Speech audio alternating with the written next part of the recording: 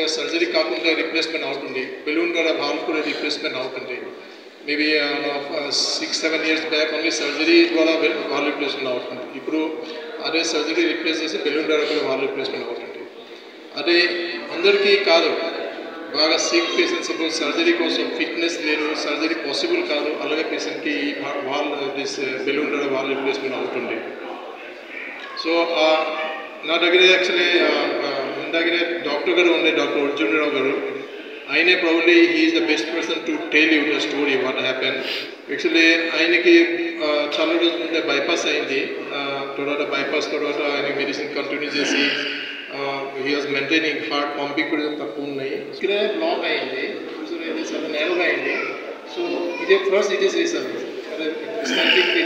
ఇదే actually treatment చేశాను. చాలా మంచి హాస్పిటల్స్ ఉన్నాయి, మంచి డాక్టర్స్ కూడా ఉన్నారు.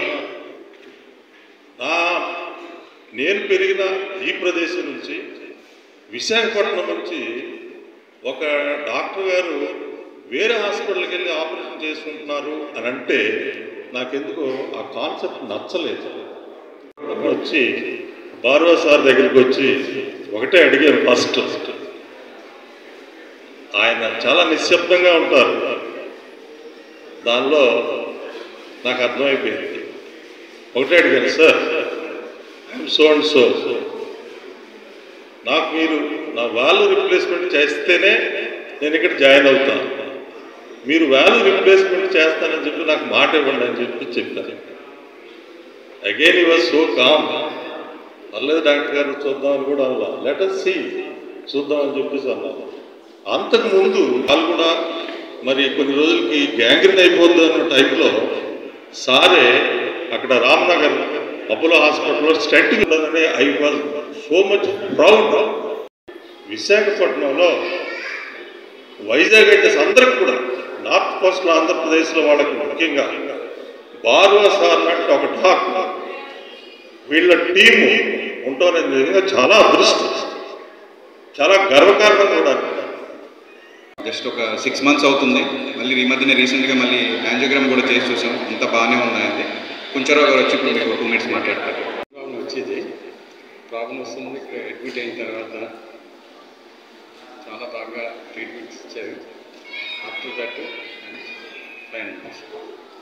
లెస్ దెన్ 60 years 65 వాళ్ళకు కూడా ఫస్ట్ పాసిబిలిటీ కింద ఓపెన్ హార్ట్ చెప్తాం. వాళ్ళ ప్రాబ్లం అంటే కవాటాల ప్రాబ్లం అనమాట. గుండెకి సంబంధించిన కవాటాలు, మన 4 కవాటాలు ఉంటాయి. అందులో ఎడం వైపు ఉన్న ప్రధాన కవాటం చెప్పాను, దాని ద్వారా ఒక వైర్ పాస్ చేసి సో బెలూన్తో ఓపెన్ చేసి తర్వాత చూపించినట్టు ఒక మెష్ లాంటిది ఒక వాల్వ్ అక్కడ రీప్లేస్ చేసి వస్తాం అనమాట. అంటే ఇది relatively Day 2 or Day 3 discharge అయిపోవచ్చు. అంటే అన్లైక్ మనకి ఓపెన్ హార్ట్ చేసిన coming technology, it's good. The patients we cannot operate, who are very high risk for surgery, like Dr. Garu, we have seen he already operated, bypass surgery was done, now he needs valve replacement. So this technology is a boon for such patients who are very high risk for surgery. Recently we have done another lady, she is 73 years old, Mrs. Himlata. She was also very aged lady, very obese, and 20 ఏళ్ళ నుంచి ఆయన దగ్గర మా treatment అంటే నాకు చేసిన operation కూడా బారావు గారే, చక్రధారి గారు, బారావు గారు. ఇప్పుడు ఎలా ఉందమ్మా? నాకు బాగానే ఉందండి. మొన్న సాయంత్రం చేశారు, నాకు రిలీఫ్గానే ఉంది. 2 ఆపరేషన్లు అయ్యాయండి. ఒకటి స్టెంట్ వేశారు, ఒకటి వాల్ రీప్లేస్మెంట్ చేశారండి.